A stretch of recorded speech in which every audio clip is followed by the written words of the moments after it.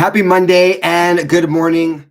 Big hug to all of y'all. Thanks for your patience. I gave, I think, over a half hour lead time that I was doing this live. And I'm going to apologize up front because I just did a bait and switch. We have a more pressing story I want to cover. So what I was going to cover, President Trump really putting the New World Order / Old World Order on notice and what's going on in DC. That'll be my next live or maybe a pre-recorded for later today. But what's going on right now is absolutely crazy. President Trump, life is in danger and it's getting really, really grave.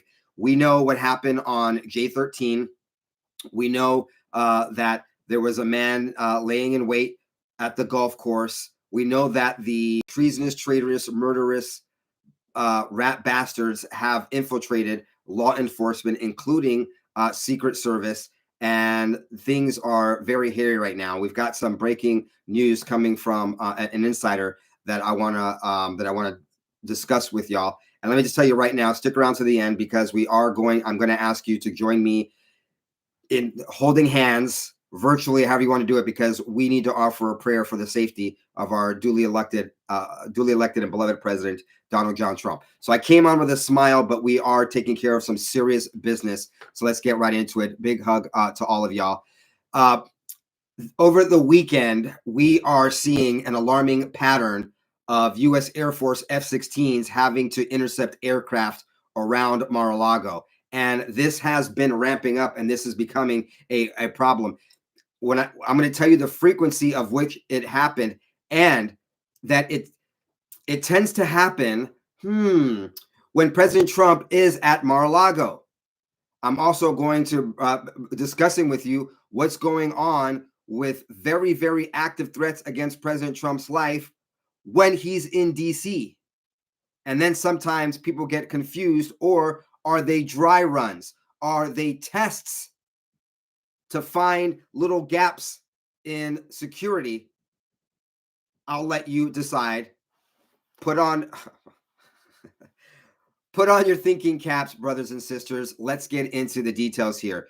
In what is becoming an alarming pattern, U.S. Air Force F-16 16s once again had to intercept aircraft for violating restricted airspace near President Trump's Mar-a-Lago residence this weekend.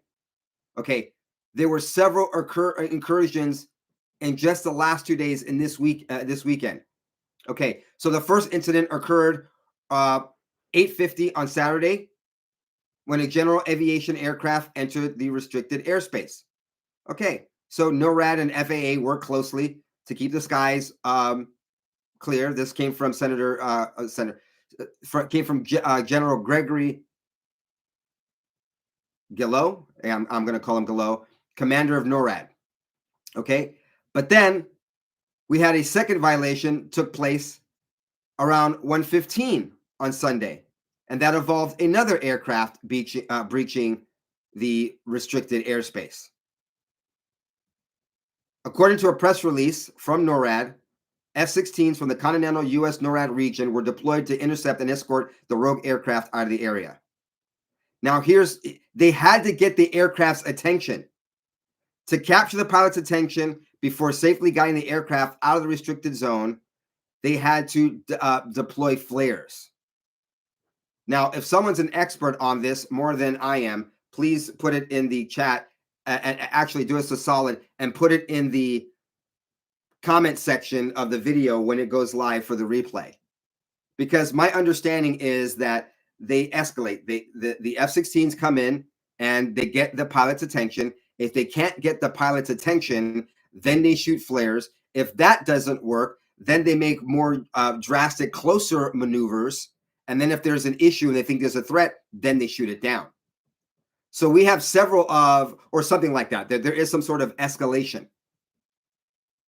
And this wasn't just just a friendly, I didn't know I was in the area. I'm not paying attention. These people were focused. Maybe they're new pilots. I don't know.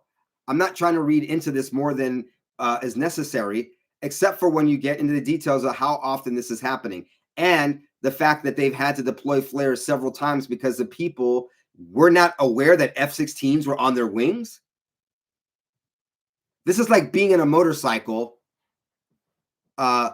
some little 500cc motorcycle going down a country road, and then a lifted H1 Hummer with no exhaust, straight piped exhaust is next to you, and you not noticing that. Some of you will understand my gear-headed analogy there. This came out of NORAD yesterday. Twice in the past 48 hours, F-16 fighter jets responded to aviation aircraft over Palm Beach, Florida, violating the temporary flight restriction. Pilots, please check. And then they give them whatever they're supposed to check to be aware of these things. Now, here we go. Since President Trump's inauguration on January 20th, 2025, what a great day that was, wasn't it? There have been over 20 such airspace violations in the Palm Beach area. Last week, the Secret Service was investigating after multiple aircraft violated airspace over Palm Beach on the weekend. That was last weekend. Here is the frequency of what happened on last Saturday. 11:05 a.m., 12:10 p.m., and 12:50 p.m. Within an hour and 45 minutes, there were 3 necessary F-16 air escorts, and this was broken by Newsmax host Todd Starnes. And the fighter jets had to deploy flares to get their attention. Oh, James, you're just being oversensitive. You're reading into this. Really? Really? Well, how about this little doozy? There were, and this is the Palm Beach Post reporting an increase in airspace violation incidents while President Trump is staying at Mar-a-Lago. Now, of course, the restricted airspace is while he's staying there, but local. See, this is one thing I do, folks. I don't know if you understand this. If you've been on this, any of my shows for any length of time, you'll know that I do this. When something happens that gets national attention, yes, I look at Fox News, CNN, MSNBC, the AP, Reuters. I look at all of the major mainstream media. But then I immediately go to local media reports because you get nuggets of information, you get inside information from these local reporters that never make it to the national news. Because obviously those stories are of great import and interest to the people locally. And also those local reporters have, an easier time of maybe finding local insiders to get them information. An increase in these violations in just the last 2 weekends. Nothing to see here, folks. Move along. James Lyles, the original BCP, is just a tinfoil hat crazy guy. Just a tinfoil hat crazy guy. This isn't deliberate. By the way, there's a plane crash in Pennsylvania. Another one. Then we have this. There was a man shot outside the White House, an armed man. The initial reporting is that he wanted to commit self-unaliving by cop, suicide by cop. That's what he was after. Fox News reported that police sources have revealed the suspect is 27-year-old Andrew Dawson of Indiana. Andrew Dawson of Indiana wanted to be unalived by law enforcement, so he went all the way to the White House to do that. Yeah, I'm the crazy tinfoil hat guy because I'm worried for the safety of our duly elected and beloved president, Donald John Trump, who, as far as we know, had 2 assassination attempts against him that have been, the information has been hidden. President Trump, of course, said that he has asked for a report on that and he will release it to us. So forgive me if I'm a little jumpy, if I'm a little nervous when all of these things are happening with guns and, I haven't gotten to the big story yet, folks. Oh, no, I haven't gotten to the big story. Let me get there. At the end of this, before we say our group prayer together and invoke the blessing of our Father in heaven in the name of sweet Jesus. Tell me if I'm going through these stories with you. I'm going through these stories with you, folks. I'm an economist, and I was professionally trained to find patterns so that we could go to court and destroy or defend our client or opposition. I am professionally trained to look at data and find patterns. So call me a little sensitive, also for the fact that I truly love and appreciate our president, Donald J. Trump. The suspect was shot during an armed confrontation outside the White House. Secret Service agents stated he had a firearm and a knife when he was confronted by the agents who were looking into an earlier incident. Let me repeat that. Secret Service agents were confronted this man, Andrew Dawson, and he had come from Indiana. They were looking into an earlier incident when they confronted him with a firearm and a knife. Indiana police also noted that they informed D.C. authorities that Dawson was driving to the Washington, D.C. area and was suicidal. Moreover, intelligence bulletins suggested that Dawson wanted to commit suicide by cop. He allegedly did everything possible to ensure that he got his wish. Can someone please tell me why they're just sweeping under the rug that the Secret Service was also looking into an earlier incident before this one happened? I know, I'm the tinfoil hat guy. Put me in a straitjacket and throw me in a rubber room. But there sure as the hell are a lot of incidents. Oh, I'm not done yet. I'm not done yet, folks. I'm just letting you know that there sure seems to be a lot of these shenanigans in and around President Trump. Secret Service members told Dawson to drop the weapons, but did not comply. That's when Dawson reached toward his waist and agents opened fire in self-defense. This happened while President Trump was at Mar-a-Lago and the F-16s were diverting with flares planes that were going into restricted airspace. Now, this happens, folks. This happens. Pilots don't pay attention. They're going to, they're flying. I mean, these are private pilots. They enjoy flying. I'm not saying it's uncommon that these incidents are happening. There just seems to be an increase in the frequency and in the use of these flares. That's what gets my attention. So President Trump was at Mar-a-Lago at the time that this happened at the White House, and he was transported to the hospital with injuries. And I will give an update once we know if he got his wish of death by cop. Now we've got this. Oh, by the way, let me just put this in perspective. This happened on the weekend. Also this weekend, what was happening? There were a number of left-wing protests in D.C. this weekend, including Alphabet Q plus activists marching through the nation's capital to the Kennedy Center last night, claiming that Trump has declared war on drag shows. Okay, I've got to bring a little levity into this because we're going to get to some serious information here in just a moment. But let's put this in perspective.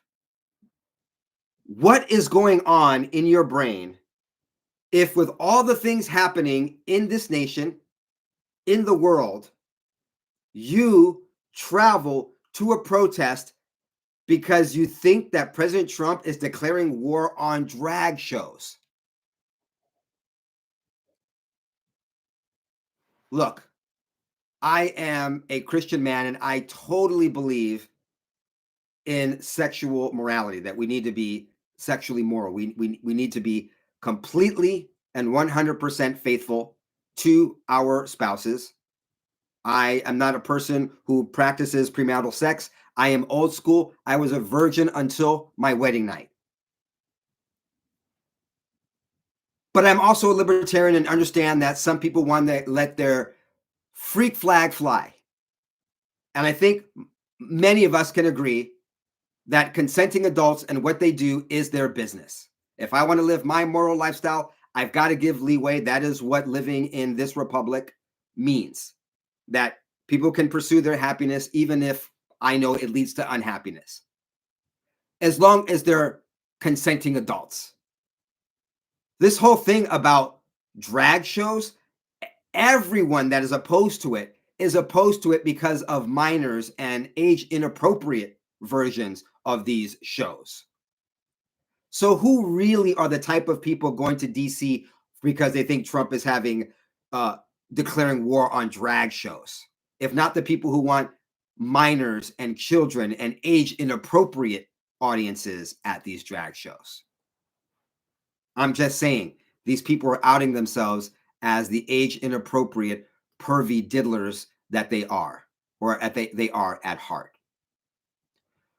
Okay, so here's crazy stuff. This information I'm about to give you is so important that Tariq Johnson was going to release that information today or later today, and he's already released it. So let me go through it with you. Okay, Tariq Johnson is a U.S. Capitol police officer who had more than 23 years of service, and he resigned after the events of the 6th of January 2021. And he has been very outspoken about what's going on, and he's got some he's got inside information that he has shared and just shared. Here we go. Federal intel and law enforcement agencies knew about the warnings of a massive disturbance at the Capitol on the 6th day of January 2021. And one of the whistleblowers of this has been Tariq Johnson. And it's not important, but I'm going to mention it because I feel like mentioning it. Tariq Johnson is a black man. Okay, so this is not a race thing. I just want to make this clear, because you remember, if you blow the whistle, then you're some kind of supremacist. So I'm mentioning it for that fact. Now, Tariq Johnson is one of the people who came forward and said that it was Pelosi and others that not only denied having National Guardsmen and extra security at the Capitol on the 6th day of January, but they also failed to notify the Capitol Police of the threats that they were aware of. They know about these threats days in advance. So Tariq Johnson has been a whistleblower on that. Over the weekend, Tariq Johnson posted a shocking report that he said he could not wait until Monday morning, which is now Monday morning that I'm reporting to you. According to Tariq Johnson, a House staffer gained entry into one of the House office buildings that leads to the U.S. Capitol on the day that President Trump gave his speech to the joint sessions, and he was in possession of a firearm. The staffer was caught and arrested. Okay, so let's back up here, folks. We have flights in restricted airspace over Mar-a-Lago. We have people known to law enforcement driving through multiple states to supposedly, I'm not saying it is or it isn't happening, I'm just saying allegedly, to have to die by cop. Why at the White House? A lot of law enforcement, a lot of places he could die by cop between Indiana and Washington, D.C. We have people making threats to President Trump. And then we have someone who was able to get a firearm into a staffer. They didn't mention which staffer right now. Maybe I'm sure this, maybe Tariq Johnson, or maybe the news will come out. But there's more. There's more.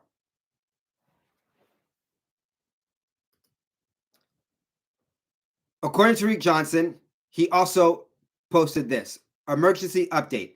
I was going to wait until Monday for this, but things are developing rapidly, so I must inform the public now. Here is what's happening. On Tuesday, a House staffer gained entry into one of the House office buildings that leads to the U.S. Capitol. That staffer was in possession of a gun. He was eventually caught and arrested. What makes the problem even worse, I'm told the staffer asked after his arrest what the problem was with this, as no one said anything to him about bringing the gun in the previous day. This is the fourth instance. Not the first, not the second, not the third, but the fourth instance, according to this report. Hold on a second. Hold on a second. Let me take off my invisible tinfoil hat because maybe I'm not as crazy as some think I may be. I'm just seeing a lot of data points here, folks. Present these data points to you. You tell me if President Trump's life is still in danger or not.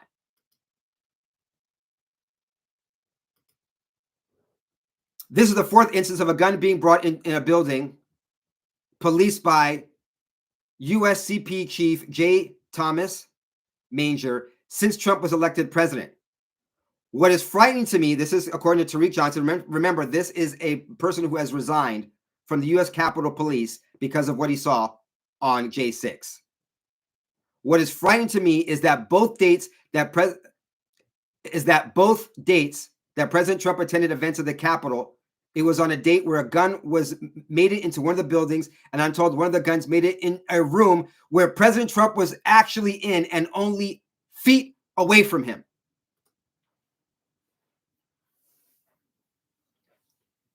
These incidents, 4 incidents, one of these incidents, a gun, an unauthorized gun, made it in the same room President Trump was in at the Capitol and within feet of President Trump. And it wasn't detected. I see pictures and there are galore. There are metal detectors galore. Secret Service and Capitol Police galore. Now, I understand if you're a staffer, it's going to be easier to bring something in. But we know there's a lot of lefties, Democrats, walking through Capitol Hill and DC that absolutely have murder on their lips and in their hearts for President Trump. Okay, let me just remind you as well that, and I'm sure there's no connection here. There's no connection here. Let me put my tinfoil hat back on. The helicopter that crashed into the plane full of ice skating royalty was someone who was a part-time staffer during the for Biden in communications or whatever. So am I crazy in thinking that there could be a staffer for a Democrat that, oh, I know, let's go science fiction here. For all the bots and the sniffers and the people monitoring this report on this platform, this is just science fiction I'm talking about. Don't take me serious. This is just science fiction. But is it absolutely crazy to think that we might have some MK Ultra, we might have some programmed people that are willing to die by cop, be suicided by cop as they try to take out President Trump from within, having snuck in a firearm? 4th incident, one of them being reported within feet of President Trump while he was in the room. Am I the one who's crazy for just even being concerned about this? Tariq K. Johnson, former lieutenant, U.S. Capitol Police, then said this: "This can't happen. I'm still getting more information on this, and I'll have another tweet to update us." Now, that tweet was after this other tweet he had on Friday. Here we go again. Today, I just received information of what occurred.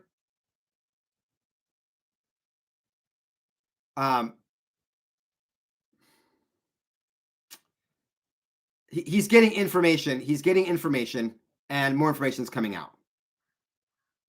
Just a week ago, Tariq Johnson filed a letter to United States Capitol Police alleging yet another lapse of security for President Trump. What is going on with the U.S. Capitol Police? Oh, the U.S. Capitol Police has been infiltrated. We know this, just like the Secret Service has, just like the FBI has. And I'm the one who is tinfoil hat because I'm worried about the safety of President Trump. I believe and I know that God has his hands on President Trump. Goes to look at a little graphic, and all he gets is a graze on his ear with 8 shots. Oh, by the way, there was also a man arrested in Florida for threatening to assassinate President Trump and launch missiles at New York City. Justin Blackston, 34. He just might be a crazy. Folks, the President Trump is still under threat of violence, death, murder, and assassination. If you're in the room with someone and you're able to, hold their hand, join me in prayer. Father in heaven, please, we ask thy blessing, we ask thy bounteous mercy, and we ask for thy protective hand over our duly elected president, Donald J. Trump, as he fights the evil forces and murderous, treacherous people are plotting his murder. Please protect him, protect those at the Secret Service, the Capitol Police, and all those who have been entrusted and authorized with his security and his protection. Please protect him, Father, and protect those that work with him. In Jesus' name, amen. But look, let me end on a positive note. We can solve this problem very, very easily. Get that 13-year-old boy, DJ, our newest Secret Service, on the job. Doesn't look like he's going to play around, and he'll send these murderous people straight to jail. All right, folks, I got a lot of information to report to you today. Please hit that notification bell, hit the subscribe button, or make sure you're still subscribed, and follow, and please share this out. I want people to know what's going on with these inside threats to President Trump, and continue, my prayer warriors, to do what you do best. Ciao, goodbye, God bless.